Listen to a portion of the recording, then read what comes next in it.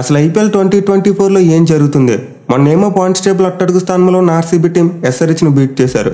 నిన్న చూసుకుంటేనేమో పాయింట్స్ టేబుల్లో 9వ స్థానంలో ఉన్న బీబీకేఎస్ టీం కేకేఆర్ని డిఫీట్ చేశారు. అది కూడా మామూలు డిఫీట్ కాదు, 262 పరుగుల భారీ టార్గెట్ను చాలా సునాయాసంగా చేసి గెలిచారు. సో ఇప్పటివరకు టీ20 క్రికెట్లో ఎప్పుడూ లేని విధంగా, ఎన్నడూ చూడని విధంగా బీబీకేఎస్ టీం మామూలు రచ్చ చేయలేదు. అసలు 262 రన్స్ టార్గెట్ను చేసి చేయడం ఏంటి, అది కూడా మరి 8 బాల్స్ మిగిలిండగా చేసి చేయడం ఏంటి, మామూలు రచ్చ కాదు. నిజంగా మ్యాచ్ బౌలర్స్ అందరికీ ఒక biggest nightmare. Mainly KKR bowlers చూసుకుంటే వాళ్ళకి తల ఎక్కడ పెట్టుకోవాలో కూడా తెలియదు ఇప్పుడు. ఎందుకంటే వాళ్ళ సొంత హోమ్ క్రౌడ్ ముందు 262 రన్స్ టార్గెట్ను డిఫెండ్ చేసుకోలేకపోయారు. మొత్తం గ్రౌండ్ అంతా సైలెంట్ అయిపోయింది. సో టు బి ఫ్రాంక్, ఈ మ్యాచ్లో పంజాబ్ గెలుస్తుందని చెప్పి అసలు ఎవరు ఎక్స్పెక్ట్ చేసి ఉండరు. ఇన్ఫాక్ట్ కేకేఆర్ ఇన్నింగ్స్ ముగిసిన తర్వాత ఈ మ్యాచ్లో వాళ్ళు భారీ విక్టరీ కొడతారు, ప్లే ఆఫ్స్కి చాలా క్లోజ్గా వెళ్ళిపోతారు అనుకున్నాం. కానీ మరో 2 గంటల తర్వాత చూసుకుంటే బీబీకేఎస్ టీం అందరి అంచనాలను తల క్రిందలు చేసి పడేసింది. ఏదో మొబైల్లో క్రికెట్ వీడియో గేమ్ అన్నట్టు పిచ్చి కొట్టారు. ఎస్పెషల్లీ సీజన్లో చూసుకుంటే బీబీకేఎస్ బ్యాటింగ్ అస్సలు బాగోలేదు.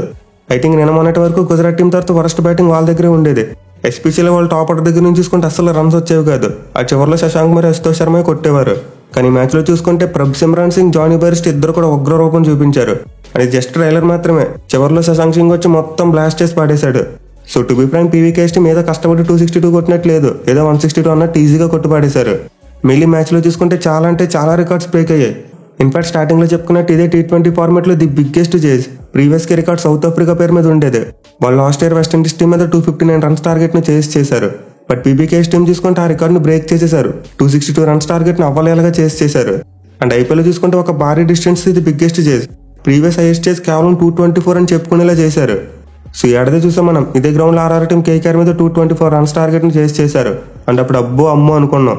బట్ ఈ మ్యాచ్లో బీబీకేఎస్ టీం ఆ రికార్డును జుజుబి అన్నట్టు బ్రేక్ చేసి పాడేశారు. మోస్ట్ ఇంపార్టెంట్లీ మ్యాచ్ ఒక బిగ్గెస్ట్ 6 హిట్టింగ్ మ్యాచ్. 2 టీంలు కలిపి ఏకంగా 42 సిక్సర్లు కొట్టారు.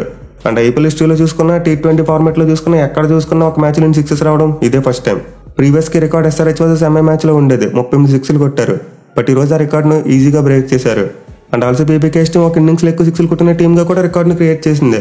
ప్రీవియస్ గా చూసుకుంటే ఎస్ఆర్హెచ్ వాళ్ళు ఆర్సీబీ టీం మీద 22 6లు కొట్టారు, అలాగే ఢిల్లీ మీద కూడా 22 6లు కొట్టారు. బట్ ఈ రికార్డును బ్రేక్ చేస్తూ బీబీకేఎస్ వాళ్ళు కేకేఆర్ మీద ఏకంగా 24 సిక్సెస్ కొట్టారు. అండ్ ఐపీఎల్ హిస్టరీలో చూసుకుంటే ఒక ఇన్నింగ్స్లో ఒక టీం నుంచి 6లు కొట్టడం ఇదే ఫస్ట్ టైం. అదే ఓవరాల్గా టీ20 ఫార్మాట్లో చూసుకుంటే ఇది సెకండ్ హైయెస్ట్. ఫస్ట్ ప్లేస్లో నేపాల్ వాళ్ళు ఉన్నారు, వాళ్ళు 26 సిక్సర్లు కొట్టారు. సో ఒకప్పుడు టీ20 ఫార్మాట్లో 260 రన్స్ అంటే ఒక పెద్ద గగనం. కానీ ఈ సీజన్లో చూసుకుంటే చాలా జుజుబీ అయిపోయింది. ఇన్ఫాక్ట్ ఏడోసారి అనుకుంటా ఈ సీజన్లో 260+ స్కోర్ రావడం. సో మనమైతే ప్రీవియస్కి ఎప్పుడు చూడని విధంగా ఐపీఎల్ సీజన్లో బేవచ్చమైన పవర్ హిట్టింగ్ చూస్తున్నాం. అసలు బౌలర్స్ అనే వాళ్ళు గేమ్లో ఉన్నారా, లేకపోతే ఏదైనా మెషిన్తో బౌలింగ్ చేయించుకుంటున్నారా అని డౌట్ వచ్చేలా కొడుతున్నారు. సో నిజంగా ఐపీఎల్ మనం ఎప్పుడు చూడని ఎన్నో అద్భుతాలు చూస్తున్నాం. మోస్ట్ ఇంపార్టెంట్లీ లాస్ట్ 2 మ్యాచ్లో బాటంలో ఉన్న టీమ్స్ కలవడం వల్ల ఇప్పుడు ప్లే ఆఫ్ రేస్ చాలా ఇంట్రెస్టింగ్గా మారింది. ఈ విజయం తర్వాత బీబీకేఎస్ టీం 6 పాయింట్లో 8వ స్థానానికి వెళ్లారు. ముంబై టీంని నెంబర్ 9లో గెంటేశారు. At the same time KKR వాళ్ళు చూసుకుంటే ఈ సీజన్లో 3వ లాస్ వాళ్ళకే. అండ్ ఆల్సో వాళ్ళ నెట్ రన్ రేట్ కూడా +1 నుండి కిందకు వచ్చేసింది. సో ఈ మ్యాచ్లో బీబీకేఎస్ టీం గెలవడం ఖచ్చితంగా ఎస్ఆర్హెచ్, ఎల్ఎస్జీ మరియు సిఎస్కే ఈ 3 టీంలకు బాగా కలిసి వస్తుంది. ఎందుకంటే కేకేఆర్తో పాటు ఇప్పుడు 3 టీంలో కూడా నెంబర్ 2కి వెళ్లే ఛాన్సెస్ ఎక్కువగా పెరుగుతాయి. క్వాలిఫైర్ 1 ఆడేందుకు వాళ్ళ ఛాన్సెస్ని చాలా ఇంప్రూవ్ చేసుకోవచ్చు మిగతా మ్యాచ్లో కంటిన్యూస్గా గెలిస్తే. బట్ ఈ బీబీకేఎస్ గెలుపు అనేది ఢిల్లీ, గుజరాత్, ముంబై మరియు బెంగళూరు ఈ 4 టీంలకు కూడా కొంతవరకు మింగుడు పడదు. ఎందుకంటే సడన్ గా బీబీకేఎస్ వాళ్ళు రేస్లోకి వచ్చేసారు. ఈ సీజన్లో టీం కంటిన్యూస్గా 4 మ్యాచ్లు ఓడిపోయిన తర్వాత ఇప్పుడు సెన్సేషనల్ విక్టరీ కొట్టారు. మీలో ఆర్సీబీ టీంకి ఏమైనా అవుట్ సైడ్ ఛాన్సెస్ ఉన్నాయంటే టాప్ 2లో ఉన్న టీమ్స్ ఎక్కువ మ్యాచ్లు గెలవాలి, బాటంలో ఉన్న టీమ్స్ ఎక్కువ మ్యాచ్లు ఓడిపోవాలి. ఎక్కువ టీంలకు 16 పాయింట్లు సాధించే స్కోప్ రాకూడదు. కేవలం 3 టీంలు మాత్రమే 16 లేదా అంతకంటే ఎక్కువ పాయింట్స్ సాధిస్తేనే అప్పుడు ఆర్సీబీ టీంకి పని అవుద్ది. బట్ ఈ మ్యాచ్లో బీబీకేఎస్ విక్టరీ వల్ల ఇప్పుడు ఆర్సీబీ టీం యొక్క అవుట్ సైడ్ ఛాన్సెస్ కూడా తగ్గిపోయాయి. ఎందుకంటే స్టిల్ పంజాబ్ టీంకి 16 పాయింట్లు కొట్టగలిగే సత్తా ఉంది. సో నిజంగా మరో వారం రోజుల బాటంలో ఉన్న టీమ్స్ గెలిచాయంటే మొత్తం తలక్రిందులు అయిపోతుంది. మన స్టార్టింగ్లో అనుకున్న టీమ్స్ ప్లే ఆఫ్స్కి వెళ్ళేలా కనిపించట్లేదు. ఏదో టీం కింద నుంచి వచ్చి మొత్తం కంపు చేసేలా కనిపిస్తుంది. ఎనివే మ్యాచ్ విషయానికి వస్తే అబ్సల్యూట్ మ్యాడ్నెస్. అసలు ముందు కేకేఆర్ బ్యాట్స్మెన్ కొడుతుంటే ఆహా ఓహో అనుకున్నాం. కానీ తర్వాత బీబీకేఎస్ టీం దానికి మించిపోయేలా కొట్టారు. సో ఈ మ్యాచ్లో అయితే బీబీకేఎస్ టీం టాస్ గెలిచి ముందుగా ఫీల్డింగ్ తీసుకున్నారు. అండ్ వాళ్ళ టీంలో చేంజెస్ చూసుకుంటే ధావన్ ఇంకా అందుబాటులో లేడు. దీనివల్ల శామ్ కరణ్ కెప్టెన్గా కంటిన్యూ అయ్యాడు. బట్ వాళ్ళైతే లాస్ట్ మ్యాచ్లో డ్రాప్ చేసిన జానీ బెయిర్స్టోని తిరిగి టీంలోకి తీసుకొచ్చారు. అండ్ కేకేఆర్ టీంలో చూసుకుంటే ఎలాంటి చేంజెస్ లేవు. అండ్ వాళ్ళు ఎప్పట్లోనే బాగా స్టార్ట్ చేశారు. పవర్ ప్లేలో సాల్ట్ మరియు నరేన్ మరోసారి బౌలర్స్ను ఊచకొత కోసారు. మెయిల్ సునీల్ నరేన్ అసలు ఏమైనా కన్సిస్టెన్సీతో ఆడుతున్నాడు. అసలు ఈ సీజన్కి ముందు సునీల్ నరేన్ ఒక ప్యూర్ బౌలర్గా అనుకునే వాళ్ళం. ఒకప్పుడు ఓపెనింగ్ చేసి బాగా కొట్టాడు. బట్ గత 3 ఏళ్ళుగా చూసుకుంటే అతను బ్యాట్తో కంట్రిబ్యూట్ చేసింది ఏమీ లేదు. కానీ ఈ సీజన్లో మాత్రం ఓపెనర్గా వచ్చి మొత్తం బౌలర్స్ అందరినీ బ్యాష్ చేసి పాడేస్తున్నాడు. అది కూడా అతను హాఫ్ సెంచరీ కొడితే 200 స్ట్రైక్ రేట్ మ్యాండేటరీ, అంతకన్నా తక్కువ స్ట్రైక్ రేట్తో కొట్టడు. ఐ థింక్ ఈ మ్యాచ్లో 23 బంతుల్లోనే 50 కొట్టాడు అనుకుంటా. ఇక సాల్ట్ చూసుకుని అతను కూడా ఏమీ తగ్గదలేదన్నట్టు బ్యాటింగ్ చేశాడు. 37 బంతుల్లోనే 75 పరుగులు చేశాడు. సో కేకేఆర్ ఓపెనర్స్ అయితే మరోసారి నిజంగా స్మాష్ ప్రోస్లా బ్యాటింగ్ చేశారు. గత 3 ఏళ్లుగా వాళ్ళు ఓపెనింగ్లో ఉన్న సమస్యలన్నీ తొలగిస్తూ ఈ సీజన్లో అద్భుతంగా పెర్ఫామ్ చేస్తున్నారు. బట్ ఈ మ్యాచ్లో కేకేఆర్ టీంకు పవర్ ప్లేలో 76 రన్స్ వచ్చాయంటే ఖచ్చితంగా పీబీకేఎస్ ఫీల్డర్స్కి క్రెడిట్ ఇవ్వాలి. ఎందుకంటే వాళ్ళు ఇనిషియల్గా సాల్ట్ ఇచ్చిన క్యాచ్ ఒకటి వదిలేశారు, అలాగే నారాయణ ఇచ్చిన క్యాచ్ ఒకటి వదిలేశారు. ఈవెన్ తర్వాత రబాడా కూడా మరో క్యాచ్ వదిలేశాడు. సో పవర్ ప్లేలో పీబీకేఎస్ టీం బౌలింగ్ బాల్ అలాగే ఫీల్డింగ్ కూడా చాలా పూర్గా కనిపించింది. మెయిన్లీ శామ్ కరణ్ క్యాప్టెన్సీ చూసుకుంటే ఒక బిగ్గెస్ట్ క్వశ్చన్ మార్క్. ఫస్ట్ ఓవర్లో అతను 7 రన్స్ మాత్రమే ఇచ్చాడు, కానీ నెక్స్ట్ ఓవర్లో అతను బౌలింగ్ చేయలేదు. థర్డ్ ఓవర్లో అతను బౌలింగ్ చేయకుండా హర్షల్ పటేల్కి బాల్ ఇచ్చాడు. సో ఈ లాజిక్ ఏంటో మ్యాజిక్ ఏంటో నాకు అర్థం కాలేదు. మెయిన్లీ శామ్ కరణ్కి సాల్ట్ మీద మంచి రికార్డు ఉందని చెప్పుకున్నాం. సో పర్షూట్ శామ్ కరణ్ ఈ మ్యాచ్లో పవర్ ప్లేలో కనీసం 3 ఓవర్లైనా వేసి ఉండాలి. కానీ అతను పట్టుకెళ్ళి కొత్త బాల్ హర్షల్ పటేల్కి ఇచ్చాడు. అతనేమో ఓల్డ్ బాల్ మేనేజ్ చేసినంత బాగా కొత్త బాల్ మేనేజ్ చేయలేదు. దీంతో పవర్ ప్లేలో చాలా రన్స్ ఇచ్చాడు. సో కేకేఆర్ టీం అయితే పవర్ ప్లేలో 76 రన్స్ కొట్టారు. ఆ తర్వాత కూడా వాళ్ళు జోరు తగ్గలేదు. ఫస్ట్ వికెట్కి వీళ్ళిద్దరు కలిసి 10.2 ఓవర్స్లోనే 138 పరుగుల పార్ట్నర్షిప్ నెలకొల్పారు. ఇన్ఫాక్ట్ పవర్ ప్లే తర్వాత డోస్ పెంచారు. సో వీళ్ళిద్దరు ఆడుతున్నంతసేపు కేకేఆర్ టీం ఈజీగా రన్స్ కొట్టింది. ఇన్ఫాక్ట్ ఆ తర్వాత చూసుకున్న మిగతా బ్యాట్స్మెన్ అందరూ కూడా చాలా మంచి క్యామ్ ఇన్నింగ్స్ ఆడారు. వెంకటేష్ అయ్యర్ 23 బంతులు 39 పరుగులు చేశాడు. రస్సెల్ 12 బంతులు 24 కొట్టాడు. అలాగే శ్రేయస్ అయ్యర్ చూసుకుంటే చివరిలో వచ్చి 10 బంతులు 21 పరుగులు చేశాడు. సో కేకేఆర్ టీంకి మంచి స్టార్ట్ వచ్చింది. మిడిల్ ఓవర్స్లో అద్భుతంగా బ్యాటింగ్ చేశారు అండ్ డెత్ ఓవర్స్లో కూడా మంచి ఫినిషే వచ్చింది.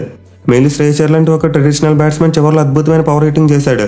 సో కేకేఆర్ బ్యాట్స్మెన్ అయితే కంప్లీట్లీ పీబీకేఎస్ బౌలర్స్ను డామినేట్ చేస్తూ ఈ మ్యాచ్లో 261 రన్స్ కొట్టారు. అండ్ వాళ్ళ బ్యాటింగ్లో ఫ్లాస్ వెతకడానికి ఏమీ లేవు. ఆ లాస్ట్ ఓవర్స్లోనే కొంచెం తక్కువ రన్స్ వచ్చాయి. బట్ వాళ్ళు వేసిన బౌలింగ్కి 280 టార్గెట్ అయినా పంజాబ్ వాళ్ళు ఈజీగా చేసి ఉండేవారు. సో కేకేఆర్ టీం అయితే రెండోసారి ఐపీఎల్లో 260+ రన్స్ స్కోర్ కొట్టి ఆర్సీబీ రికార్డ్ని ఈక్వల్ చేశారు. ఆర్సీబీ వాళ్ళు కూడా 2 టైమ్స్ ఇలా చేశారు. బట్ ఎస్ఆర్హెచ్ వాళ్ళు 3 టైమ్స్ చేసి టాప్లో ఉన్నారు. ఇక పీబీకేఎస్ బౌలింగ్ విషయానికి వస్తే రాహుల్ చౌహార్ ఒక్కడే బిలో 10 ఎకానమీతో బౌలింగ్ చేశాడు. బట్ మిగతా బౌలర్స్ అందరూ కూడా రన్స్ ఇవ్వడం. మెయిన్లీ రబాడా మరియు శామ్ కరణ్ అయితే హాఫ్ సెంచరీలు కొట్టేశారు. సో మనం లాస్ట్ మ్యాచ్ ఎప్పుడు చెప్పుకున్నాం, ప్యాట్ కమిన్స్ 6 సార్లు 50+ స్కోర్స్ ఇచ్చి ఒక వరస్ట్ రికార్డ్ని క్రియేట్ చేశాడని చెప్పి. అండ్ గెస్ వాట్, ఒక్క రోజులో శామ్ కరణ్ మరియు రబాడా ఆ రికార్డ్ని ఈక్వల్ చేశారు. ఇప్పుడు వీళ్ళు కూడా ఐపీఎల్ 6 సార్లు ఒక ఇన్నింగ్స్లో 50+ రన్స్ ఇచ్చిన బౌలర్స్గా రికార్డ్ని క్రియేట్ చేశారు. సో రాహుల్ చౌహార్ అక్కడ 4 ఓవర్స్లో 33 రన్స్ ఇచ్చి 1 వికెట్ తీశాడు. మిగతా బౌలర్స్ వికెట్స్ తీసినప్పటికీ రన్స్ ఇచ్చారు. బట్ చివరిలో హర్షదీప్ సింగ్ మాత్రం మంచిగా బౌలింగ్ చేశాడు. స్టార్టింగ్లో కొంచెం అటు ఇటు బౌలింగ్ చేసినప్పటికీ చివరిలో మంచిగా కంబ్యాక్ చేశాడు. మెయిన్లీ రస్సెల్ మరియు శ్రేయస్ అయ్యర్ లాంటి బ్యాట్స్మెన్ అవుట్ చేశాడు. సో ఓవరాల్గా హర్షదీప్ సింగ్ 4 ఓవర్స్లో 45 రన్స్ ఇచ్చి 2 వికెట్స్ తీసుకున్నాడు. ఇక పీబీకేఎస్ చేజింగ్ విషయానికి వస్తే ప్యూర్ మ్యాడ్నెస్. ఇన్ఫాక్ట్ 3 మొక్కలో చెప్పుకోవచ్చు. ప్రభ్ సింగ్ మొదలు పెట్టాడు, జానీ బెయిర్స్టో కంటిన్యూ చేశాడు, శశాంక్ సింగ్ ముగించాడు. అది కూడా వీళ్ళ ముగ్గురు మామూలు స్టైల్లో కాదు, ఊచకోత కోసారు. సో ఐపీఎల్ మనం క్లియర్గా చూసాం, జానీ బెయిర్స్టో దగ్గర నుండి ఒక పెద్ద ఇన్నింగ్స్ కూడా రాలేదు. ఇన్ఫాక్ట్ అతను లాస్ట్ మ్యాచ్లో ప్లేయింగ్ లో నుండి డ్రాప్ కూడా చేశారు. కానీ ఈ మ్యాచ్లో డ్రాప్ చేశారన్న కసో ఏంటో తెలియదు కానీ పిచ్చి కొట్టుడు కొట్టేశాడు. అలాగే ప్రభ్ సింగ్ చూసుకున్నా కదా 2 మ్యాచ్లుగా హింట్ ఇస్తున్నాడు, నేను కూడా మంచి గ్రూవ్లోకి వస్తున్నా అని చెప్పి. అండ్ ఈ మ్యాచ్లో అన్లీస్ అయిపోయాడు. 20 బంతుల్లోనే 54 పరుగులు చేశాడు. సో పవర్ ప్లేలో గల బ్యాటింగ్ దెబ్బకి పీబీకేఎస్ టీం ఏకంగా 93 పరుగులు కొట్టింది. కానీ శాటింగ్ ఏంటంటే 54 పరుగులు చేసిన ప్రభ్ సింగ్ రన్అట్ అయిపోయాడు. సో నరేన్ గన్కి రన్అట్ చేయకపోయిందంటే మ్యాచ్ ఇంకా త్వరగా ఫినిష్ అయిపోయి ఉండేదేమో. ఎందుకంటే ప్రభ్ సింగ్ 270 స్ట్రైక్ రేట్తో బ్యాటింగ్ చేస్తున్నాడు. అసలు ఏ బౌలర్ని కూడా క్షమించకుండా చిత్తకొట్టి పాడేశాడు. బట్ ఇన్వాత్ అవుట్ అయిపోయిన తర్వాత ఒక ఎండ్లో మెల్లగా జానీ బెయిర్స్టో అన్లీస్ అయ్యాడు. అప్పటి వరకు కొంచెం సెకండ్ ఫిడల్ ఇన్నింగ్స్ ఆడిన అతను మిడిల్ ఓవర్స్లో మాత్రం ఛార్జ్ తీసుకున్నాడు. మెయిన్లీ నరేన్ తప్పితే మిగతా కేకేఆర్ స్పిన్నర్స్ మీద కౌంటర్ అటాక్ చేశాడు. ఎట్విల్ ఈజీగా బౌండరీస్ మరియు సిక్సర్స్ కొట్టాడు. సో ఒక ఎండ్లో జానీ బెయిర్స్టో బాధేస్తుంటే అదర్ ఎండ్లో రూసో అతనికి సింగిల్స్ తీసి స్ట్రైక్ ఇచ్చేవాడు. మెయిన్లీ పంజాబ్ బ్యాట్స్మెన్ చేసిన బెస్ట్ థింగ్ ఏంటంటే నరేన్ మీద అటాక్ చేయలేదు. అతని మీద అటాక్ చేస్తే వికెట్లు పడిపోతాయని తెలుసు. దీంతో అతను కొంచెం స్లోగా ఆడి మిగతా బౌలర్స్ అందరినీ ఊచకోత కోసారు. ఇన్ఫాక్ట్ 26 రన్స్ చేసిన రైలు రూసో నరేన్ అటాక్ చేద్దామని అవుట్ అయిపోయాడు. సో జానీ బెయిర్స్టోకి తెలుసు ఏ బౌలర్ని అటాక్ చేయాలో ఏ బౌలర్ని అటాక్ చేయకూడదు. ఎందుకంటే అతనికి బౌల్డ్ అంత ఎక్స్పీరియన్స్ ఉంది. మెయిన్లీ అతను ప్రీవియస్గా ఐపీఎల్ సెంచరీస్ కూడా కొట్టున్నాడు. సో ఈ సీజన్లో for the first time Bairstow vintage స్టైల్లో బ్యాటింగ్ చేసి ఒక అద్భుతమైన సెంచరీ కొట్టాడు. ఓవరాల్గా 48 బంతులు 108 పరుగులు చేసి చేజ్ పాసిబుల్ అయ్యేలా చేశాడు. అయితే చివరిలో శశాంక్ సింగ్ వచ్చి అతను విధ్వంసాన్ని మర్చిపోయేలా బ్యాటింగ్ చేశాడు. కేవలం 28 బంతుల్లోనే 68 పరుగులు చేశాడు. మోస్ట్ ఇంపార్టెంట్లీ 14 ఓవర్స్ తర్వాత కొంతవరకు సైలెంట్ ఓవర్స్ వచ్చాయి. నరేన్ 15 ఓవర్లు 5 పరుగులు ఇచ్చాడు. అలాగే నెక్స్ట్ ఓవర్లో హర్షిత్ రాణా బౌలింగ్లో 9 పరుగులే వచ్చాయి. బెయిర్స్టో సెంచరీ దగ్గరలో ఉన్నప్పుడు కొంచెం ఆచితూ చాడాడు. సింగిల్స్ కోసం ఎక్కువగా ట్రై చేశారు. దీంతో ఈక్వేషన్ కొంచెం స్లైట్గా పెరిగింది. 23 బంతులు 52 పరుగులు చేయవలసిన సిచ్యువేషన్ వచ్చింది. బట్ ఇలాంటి టైంలో శశాంక్ సింగ్ కంప్లీట్లీ అన్లీష్ అయిపోయాడు. 17 ఓవర్లో చమీరా బౌలింగ్లో 3 సిక్స్లు కొట్టాడు. అండ్ దాని నెక్స్ట్ ఓవర్లో హర్షిత్ రాణాని బట్టలు ఉతికినట్టు ఉతికేశారు. సో మరోసారి అయితే నిజంగా శశాంక్ సింగ్ బౌలర్స్ అందరినీ స్మాష్ చేశాడు. ఈ సీజన్లో అతను ఏదో వేరే ప్లానెట్ మీద బ్యాటింగ్ చేస్తున్నట్టు తన ఓన్ జోన్లో బ్యాటింగ్ చేశాడు. ఎస్పెషల్లీ చేజింగ్ అంటే అసలు అతను ఎక్కడ కూడా ఆగట్లేదు. మెయిన్లీ పీబీకేఎస్ టీం మాత్రం నెంబర్ 4లో బ్యాటింగ్ పంపి చాలా మంచి పని చేసింది. నార్మల్గా తీసుకుంటే అతను 5లో కానీ 6లో కానీ పంపేవారు. కానీ మ్యాచ్లో ఎవరు తీసుకున్న డెసిషన్ తెలియదు కానీ శశాంక్ సింగ్ను నెంబర్ 4లో పంపి చాలా మంచి పని చేశారు. ఇక కేకేఆర్ బౌలింగ్ విషయానికి వస్తే నరేన్కి ఒక్కడికే రెస్పెక్ట్ దొరికింది. అతను ఒక్కడి బౌలింగ్లో మాత్రమే పీబీకేఎస్ బ్యాట్స్మెన్ కాస్త రెస్ట్ తీసుకున్నారు. 4 ఓవర్స్లో 24 రన్స్ మాత్రమే ఇచ్చి 1 వికెట్ సమర్పించుకున్నారు. కానీ మిగతా బౌలర్స్ అందరికీ చూసుకుంటే ఓర్చుకోతే ప్రతి బౌలర్ కూడా అట్లీస్ట్ ఓవర్కు 15 పరుగులు సమర్పించుకున్నారు. మేల్ హర్షిత్ రాణా అయితే తన 4 ఓవర్స్లో 61 రన్స్ ఇచ్చాడు. అలాగే స్టార్ ప్లేస్లో వచ్చిన చమీరా కూడా ఏమాత్రం స్టార్క్ని లోడ్ని కనపడనివ్వకుండా చాలా గట్టిగా బౌలింగ్ చేశాడు.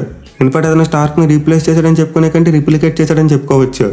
సో నిజంగా కేకేఆర్ వాళ్ళు 5 మ్యాచ్లు గెలిచారు కాబట్టి వాళ్ళ బౌలింగ్ పెద్దగా ఎక్స్పోజ్ కాలేదు. బట్ లాస్ట్ 3 మ్యాచెస్లో మాత్రం వాళ్ళ బౌలింగ్ బాగా ఎక్స్పోజ్ అయింది. ఇన్ఫాక్ట్ ఆర్సీబీ కంటే వరస్ట్గా కనిపిస్తుంది.